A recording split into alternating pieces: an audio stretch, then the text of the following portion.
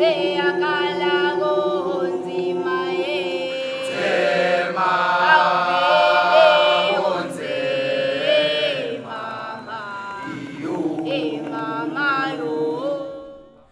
children died in Soweto after buying biscuits from a Pakistani shop.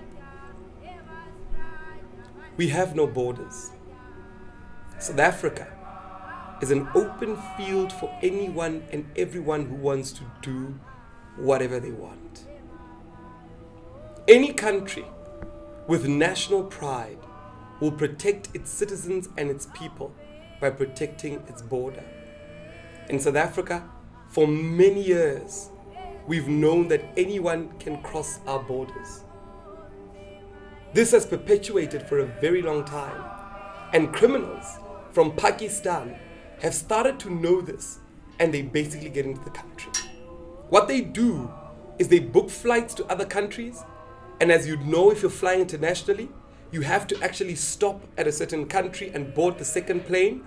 Instead of them boarding the second plane, they use our fire hydrants to escape and enter the country. When they try to enter the country illegally, where they get visas, which are transit visas to go to other countries around our neighbors, But somewhere in the airport, they escape and they try to find a route into South Africa by going in through the fire hydrant, passages made for fire hydrants.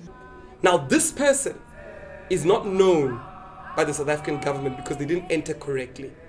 Their details are not recorded as them living in our country because they didn't enter correctly. They then do whatever they want, whatever they wish at whatever time, because they will never get caught because their fingerprints do not exist in our database. They kill. They poison kids, like the two kids that died in Soweto. They rape our women. No matter what the policeman does, their fingerprints are not recorded. They didn't enter the country correctly. The South African government doesn't know that they exist within the country. They do whatever they want to do because they got in illegally. How do we tell our children to wake up and be law-abiding citizens when every single day the people they buy from, my friend, are actually criminals? That every day in the township, there's a stark reminder that you can leave whatever country you want and go to South Africa and sell them goods that are fake. We all know. Many people have complained that the foods they buy from these Pakistani shops are fake, that these foods are giving them cancer. We heard at the funeral that we went to of these two kids, Neo and the dear friend, just 4 years old, that passed on because Pakistanians actually sold them poisoned goods. We heard at that funeral many adults saying that they've fallen sick, almost close to death because of Pakistani products. They've tried reporting it to the Department of Health and they were told that it takes up to a year for the department to actually test goods. That's what we heard. That a whole year for the Department of Health to actually test goods and actually inform the public whether these goods were poisoned or not. How are we supposed to be safe in a country where anyone, anybody, anytime can come in without ever being known? These people don't even pay tax, by the way. They sell whatever goods they want, they sell it cash. Many of them don't allow you to swipe. If they allow you to swipe, they probably used a stolen identity to try and get the money out. And they run this cash syndicate in the country. The syndicate is so sophisticated that many of them turn the money back into cryptocurrency and fund wars in their countries. They fund wars in Palestine. They fund wars in Gaza. They fund wars in Sudan through money that they make in South Africa.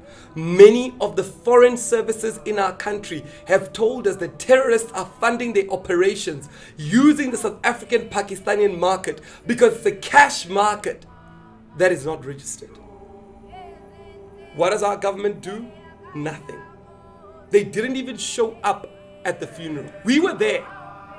As Arise South Africa, we got there and we sat through the funeral. No government official was there. None of them showed face because they simply do not care. And this is the stark reality that we have to deal with. If you're in the township, if you know anybody in the township, you need to know that the current government has given up on the township.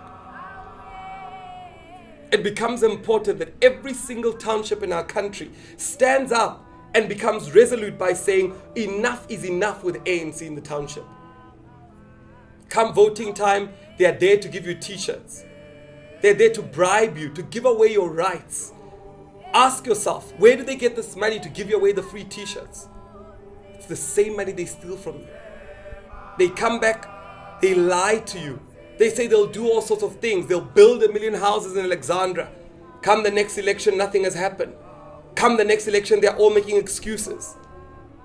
It becomes important that we invade the townships and educate every single South African on their rights and on what the government is supposed to do for them.